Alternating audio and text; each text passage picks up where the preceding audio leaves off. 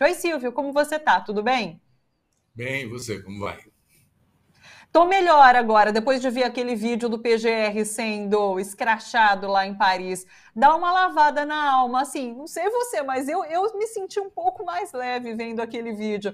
Porque é isso, a gente sabe que nada de concreto vai sair depois de um escracho como esse. Mas pelo menos é isso, é a população ali dando uma pressionada, enfim.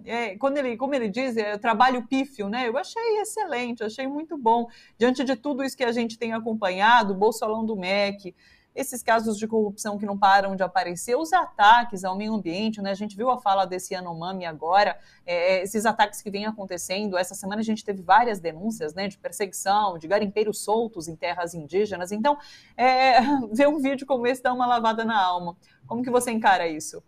Ah, eu também acho, é uma lavada na alma. E é um exemplo, é na rua mesmo, fazendo pressão, que a população vai conseguir denunciar essas arbitrariedades, esse comportamento que eu diria que é criminoso da parte do Aras. Ele não está cumprindo o seu papel, ele não está fazendo o que a Constituição manda ele fazer, né? Então, se nós tivermos muitos mais escrachos e denúncias e mobilizações na rua, começa a ficar mais visível e mais criticado esse tipo de atitude, que aliás ele não faz nada, né? Ele não reage, ele foge, né? É uma coisa Sim. muito característica. Bom, fala, diga. Não, a gente conversou, eu acho que foi com você que eu conversei justamente sobre quando a gente ouviu aquele áudio do Milton Ribeiro, né, citando nominalmente Jair Bolsonaro, o presidente da República, como indicando um pastor para intermediar essa liberação de verbas. Então, isso cai nas mãos de Augusto Aras, não tem outro caminho. Se a figura do presidente está envolvida em um caso que pode ser de corrupção, Augusto Aras tem que investigar, e a gente tem visto essa paralisação, e depois a gente fica sabendo de mais de um monte de escândalo ali que envolve a pasta da educação e principalmente o Fundo Nacional de Desenvolvimento da Educação, né, Silvio? Pois é, aí eu acho que a gente tem que começar do começo. O, o Ciro Nogueira, quer dizer, o Centrão está Sim. representado na presidência da Câmara dos Deputados pelo Arthur Lira, que é do PP, do Progressistas, né? E o Ciro Nogueira, que agora é ministro da Casa Civil, também é dos progressistas. O Ciro Nogueira assume em 2019, né? Já em 2019, a Codevasp recebe um novo presidente, que é o Marcelo Moreira, né? E depois o FNDE recebe o Marcelo Lopes de Ponte, que era chefe de gabinete do Ciro Nogueira, isso em 2020. Então você veja que começa a se arquitetar uma maneira de relações, não são de confiança, são relações assim de, de conluio, de crime, de fazer as Sim. coisas. Bom, aí nós temos a questão do FNDE, do Fundo Nacional de Desenvolvimento da Educação. Ele foi turbinado. Em 2019, ele repassou 82 milhões para as prefeituras. 2020, 229 milhões. 2021, 441 milhões. Quer dizer, encontrando esse canal, que era o FNDE, que, aliás, os pastores que não são pastores eram negociadores que pediam 1 quilo de ouro, não é? Quer dizer, eles Sim. usavam os dinheiros do FNDE também, não é? Então você tem o quê? Você tem um canal construído pelo PP, pelo Ciro Nogueira, pelo Arthur Lira, não é? Para poder fazer uso das emendas do relator também, não é? E aí é outra questão que combina com essa. Quer dizer, as emendas do relator, em 2020, foram 20,1 bilhões. É muito dinheiro. Em 2021 era para ser mais, mas o Ministério da Economia cortou, ficou em 18,5 bilhões. Né? O que acontece com essa emenda do relator? Chamam de orçamento secreto porque você não consegue identificar qual é o parlamentar que pediu aquele dinheiro para aquele lugar. Você só consegue identificar que chegou numa prefeitura um montante tal que veio do FNDE por meio de emenda parlamentar. Não sabe quem foi. né? E aí o Arthur Lira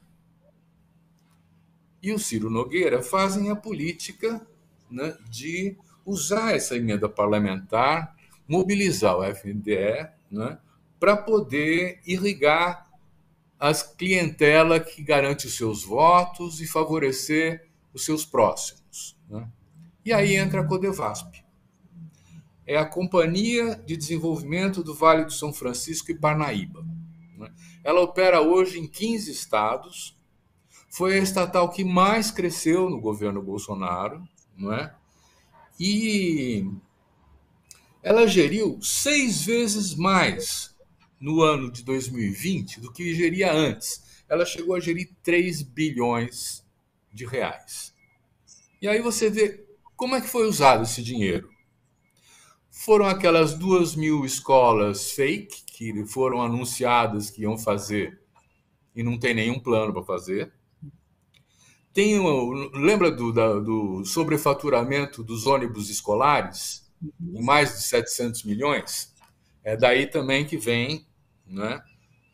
E tem os kits robótica, que é a coisa mais fantástica, né? Quer dizer, um kit que é oferecido por uma empresa chamada Megalic, que não tem nada a ver com robótica, é apenas uma intermediária que compra isso e vende com 420% de aumento do preço para as prefeituras. De quem é a Megalic? É da turma do Lira. É de pessoas conhecidas dele, né? Então você começa a ver uma trama que se constrói e que, uma vez montada, permite fluir os recursos, seja para o bolso desses próprios políticos. Nós estamos em ano eleitoral, essas emendas, não vamos ser ingênuas, né? Elas servem para ampliar a capacidade de mobilizar votos desses parlamentares, né? E elas não têm controle. Quer dizer, o fato de você identificar que tem tantas mil obras paradas, né, que deveriam ter sido construídas e não foram, que estão privando crianças das suas creches, das suas escolas. Já houve denúncias de desvios da merenda escolar, que é comida, né? Quer dizer, tudo isso não importa para essa gente. Eles só querem aproveitar o dinheiro público em proveito próprio, mesmo à custa das crianças passando fome, de não ter creche, de não ter escola. Quer dizer, se você contar isso em algum outro lugar do mundo, as pessoas não acreditam que esse governo continue funcionando. E esse é um dos grandes desafios do que nós precisamos encarar como reconstrução democrática. Nós temos que fazer valer as instituições, nós temos que reconstruí-las.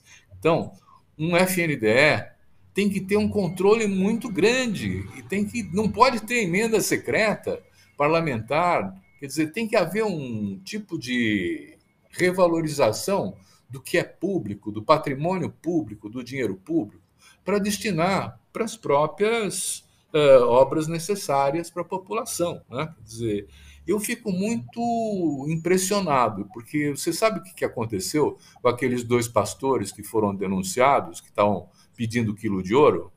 Eu não sei, né?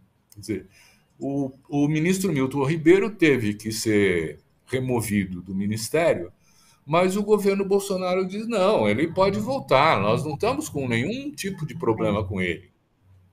Ainda bem que o Jair Bolsonaro diz que não tem corrupção no governo dele, né? Porque se tivesse, seria um escândalo, né?